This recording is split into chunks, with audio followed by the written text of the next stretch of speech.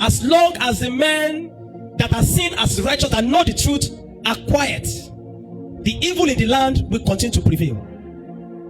This is why this morning, by the grace of God, I would like to send a message in respect of all that is happening in Nigeria. I find it needful at this time, this morning, I find it an imperative to send a message to the leaders of Christian communities in Nigeria. The people that we term and that we call the fathers of faith in Nigeria. I want to send this message to Pastor E. Adeboye Dadigio, to Bishop Oyedepo, to Dr. Paul Enencha, to Pastor W.F. Kumuyi, to Pastor Olukoya of MFM, to Bishop Wale Oke, the former president of PFN, to Papa Ayo Orishatafo, Most Reverend Matthew Manasseh Ondogo, the president of the Catholic Bishop of Nigeria, the Catholic Bishop Conference of Nigeria, to Most Reverend Henry Chukudum Undukuba of the Anglican Communion, the leader of the Anglican Communion, to Pastor Samuel Olusegun Oladele of CAC, Christ Apostolic Church, to Reverend Dr. Baba Paya of ECWA, the leader, the president of ECWA Church in Nigeria, to the leadership of Christian Association of Nigeria, to the leadership of Pentecostal Fellowship of Nigeria, known as the PFN. Believe me, if I have any other means or any other method of conveying my message to you this morning, I would have done that. But God knows that I am a man, I'm not a popular preacher. And so I do not have contact, I do not have the means, I do not have the opportunity to be able to reach you directly. But I believe that by God's mercy, this message will reach every one of you. As the leaders of Christians, as the people that are tagged and termed as fathers of faith in Nigeria. Now this message this morning is not to ridicule you. It's not to insult you in any way. Every one of you that I've mentioned, and even those that I did not mention. It is not to ridicule you, it is not to insult you. It is not to mock you in any way, because I will never do that. I'm a man that is overwhelmed by the burden of the present situation of Nigeria. And sometimes we want to look away, we want to present it is not happening. But when we begin to think of what is to come for the Christians in Nigeria, we are stirred up within the spirit to be able to speak concerning this issue.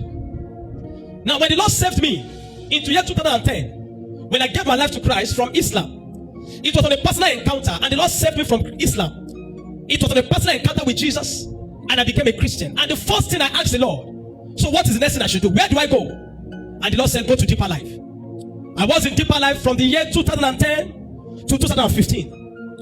And in the year 2015, ending of 2015, by the Spirit of God, I moved to Redeemed Christian Church of God. And I served in the Redeemed Christian Church of God for 2015 to 2020. I served in different capacities. I was a Sunday school teacher. I was a zonal youth president. I was a zonal house fellowship coordinator. I was active in all, in the church. The reason I'm saying this morning is that so that you know that I am a direct beneficiary of the graces of God upon your life. I have drunk from the well of the Spirit that God has poured through you. So there is no way I'll come out this morning to insult you. I cannot do that. I honor you too well. I love you too well. But I find this imperative. I find this urgent at this time to send this message not to one person, to every fathers of faith in Nigeria, every leader of every Christian community, even those that I do not mention. And in the time past, by the Spirit of God, I have sent message to the President of Nigeria. In the time past, I have sent message to Sultan of Sokoto. In the time past, I have sent a message to President Trump of the United States. And this morning, it is needful for me this morning to send message to every Christian leader in Nigeria, so that you can understand what we are going through. And there is so much you have labored for in Nigeria that if care is not taken, within the next 20 years, 30 years, will be all destroyed. If nothing is done to all that is happening in Nigeria. The matter of insecurity in Nigeria that has overwhelmed the nation, especially on the matter of genocide, the killings of the Christian brethren in the north. I have been speaking about this right from when I was in the north.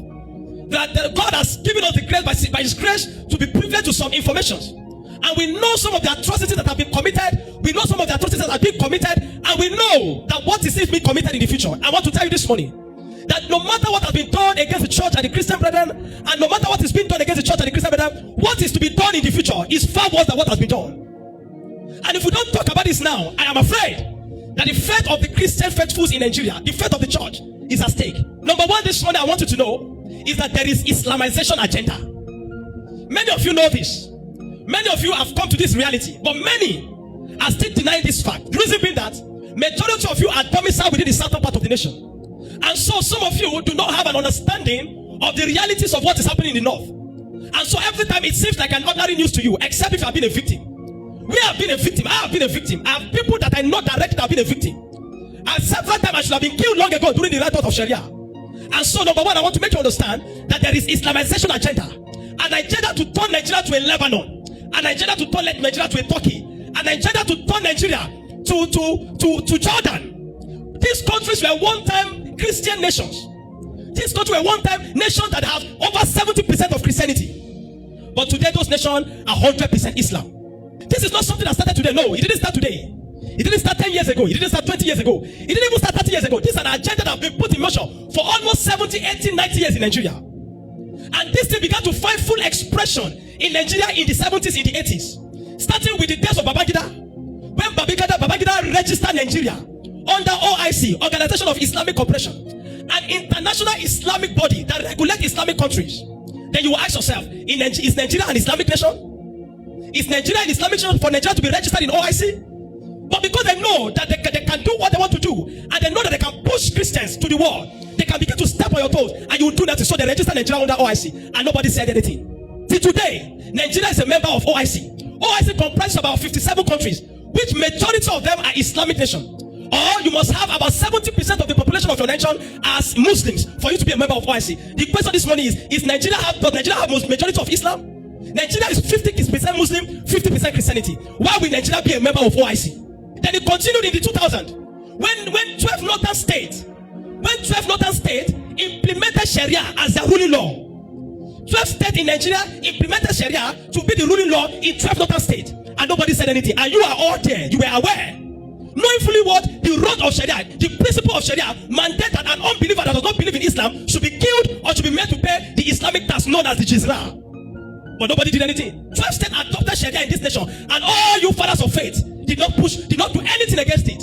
Knowing fully that in Nigeria there are Christians and there are Muslims scattered all over the nation. How will a nation that is still a secular nation have 12 states in its nation practicing Sharia and Islamic law? Knowing fully whether you don't do anything, they push for that. It will interest you that 1999 Constitution, the Constitution of 1999, has several provisions for Sharia, several provisions for Islam, several provisions for Muslim, but not one did mention Christianity or Christian. So we can say that the Constitution of Nigeria is an Islamic constitution. I took my time to make a research, and I found this so. I've been hearing it as speculation until I took my time to make a research, and I found several places. The Constitution of Nigeria has provision for Islam, for Islamic court, for Sharia court. But not one did mention Muslim, not one did mention Christianity. It has provision for Islamic banking, Islamic financing. How can you say the nation is a secular nation and the constitution have provision for Islam but not for Christianity? But you all were watching. You didn't mention it. You didn't say anything. This is the confidence that made them make the Nigerian army logo. When you go and look at the Nigerian army logo, you find Arabic writing on the Nigerian logo. You cannot ask yourself, is Nigeria an Islamic nation? Why will Nigeria's army logo have an Arabic inscription on it?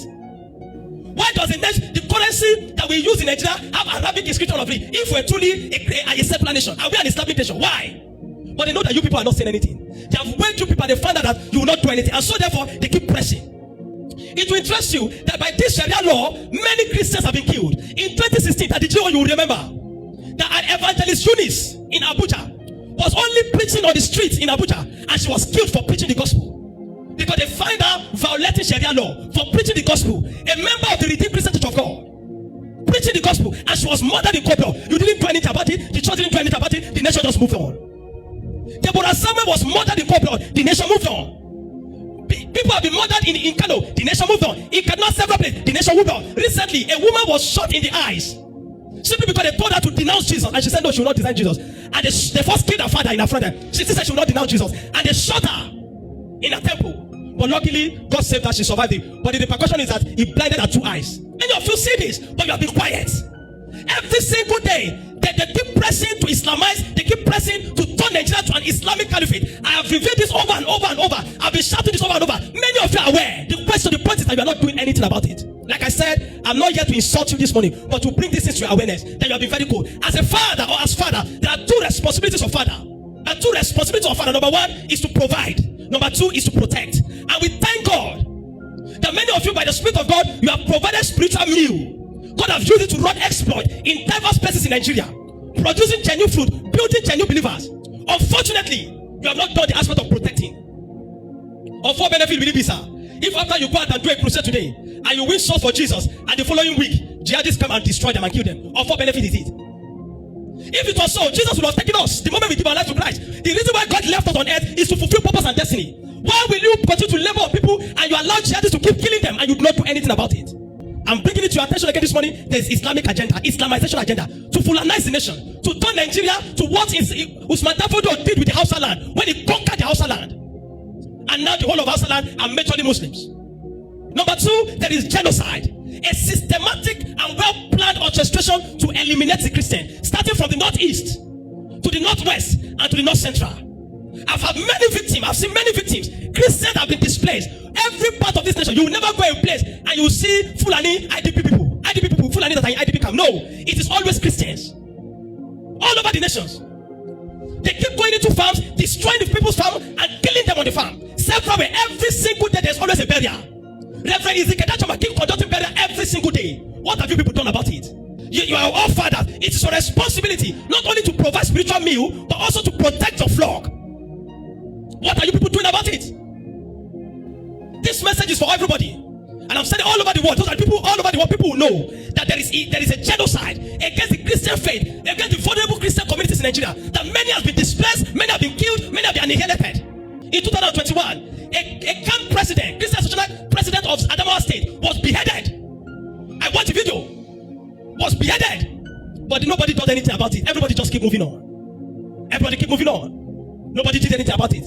We have seen a systematic alarm by some men in the military, in the army, some jihadists in the army that are systematically killing their fellow soldiers that are Christians. Killing their fellow soldiers that are Christians. Systematically killing their fellow soldiers that are Christians. Because the calamitous Buhari that will not rest in peace has enrolled jihadists back into the army. And they are killing Christians.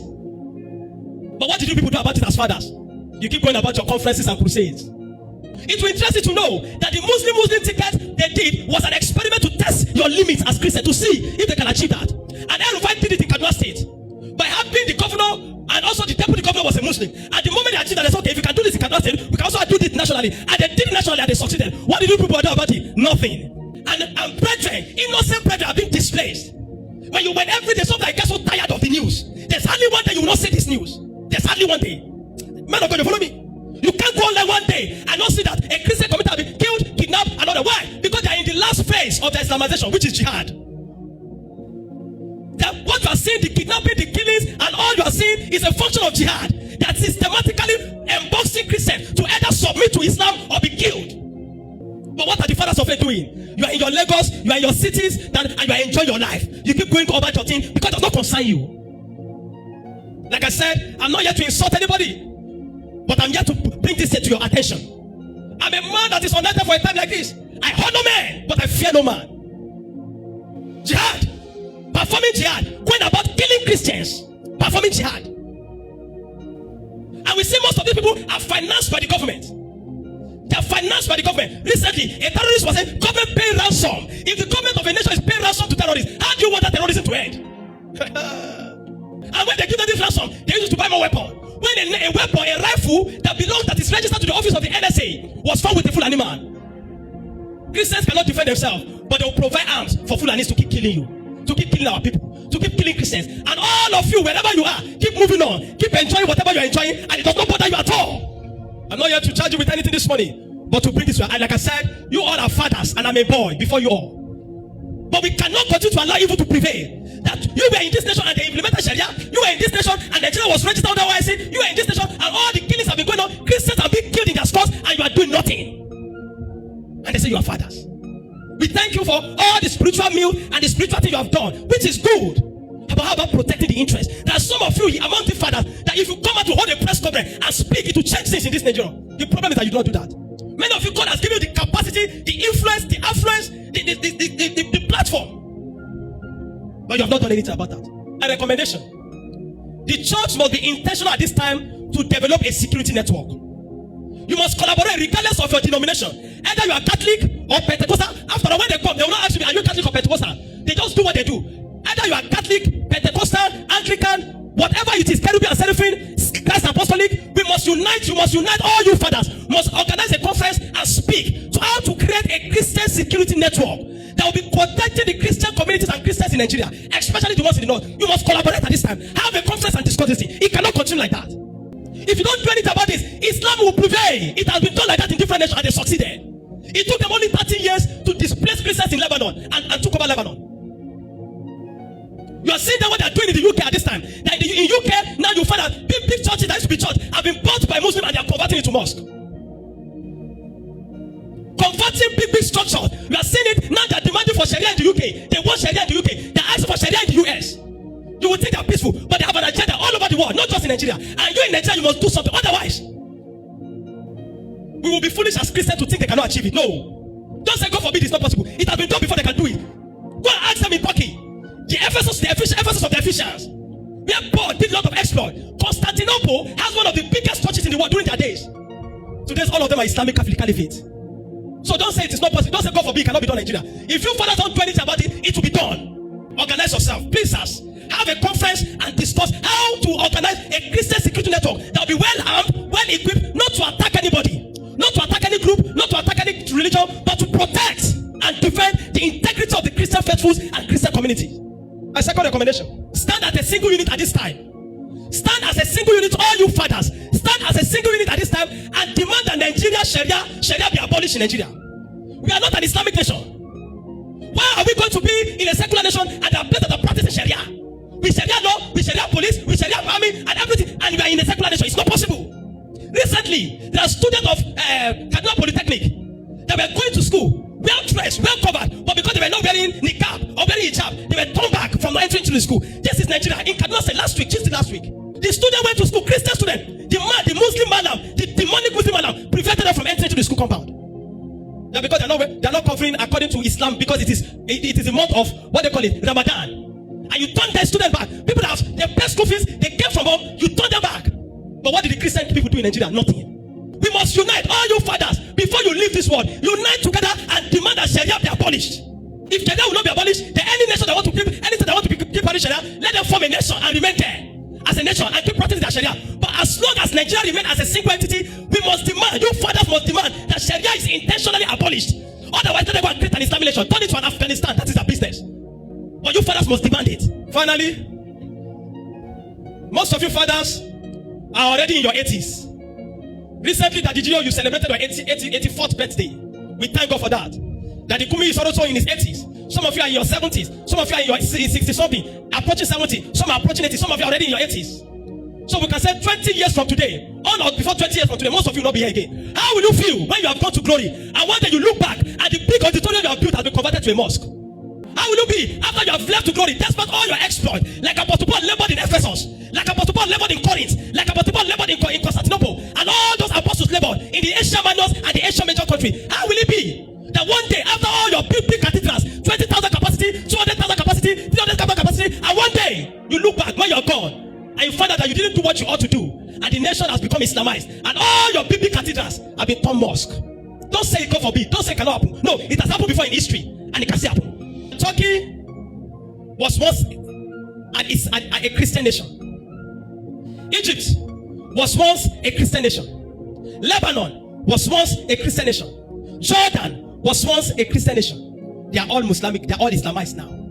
If you don't do anything, in 30 years, 40 years, 50 years from today, I'm afraid all your labor in the kingdom. I see what Bishop Edebo is building in the Living Faith Church. We appreciate God for that. That was a fantastic building. But one day, if nothing is done, that will become, when the Islam take over this nation. You see how they have overwhelmed the nation. From the northeast to the northwest to the middle belt, and now they are entering the southwest, in Kwara, in Ondo, in Osun. Before you know it, they overwhelm the whole nation. For one purpose and one purpose alone. Boko Haram, ISWAP, Fulani Esmen, they all have one mission: Islamization. That's all. I pray you will not look back one day and see that all your labor of love, all your labor has been turned upside down by the Islamists, because you refuse to speak when you ought to speak.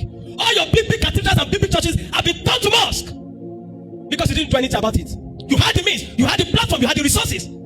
I beg you, number one, form a security network. Most of you can finance it, you have the money. If you want the Christians in Nigeria to contribute, both in Nigeria, they'll contribute money to support it. Let men be trained. Put it before the government. As an individual, I can't do that, because they have been monitoring me since November last year, since when I was in the northeast. They have been tapping my phone. So as an individual, if I begin something like that, they'll tag me a terrorist. Or you are fathers that I know, with influence, with platform, with resources.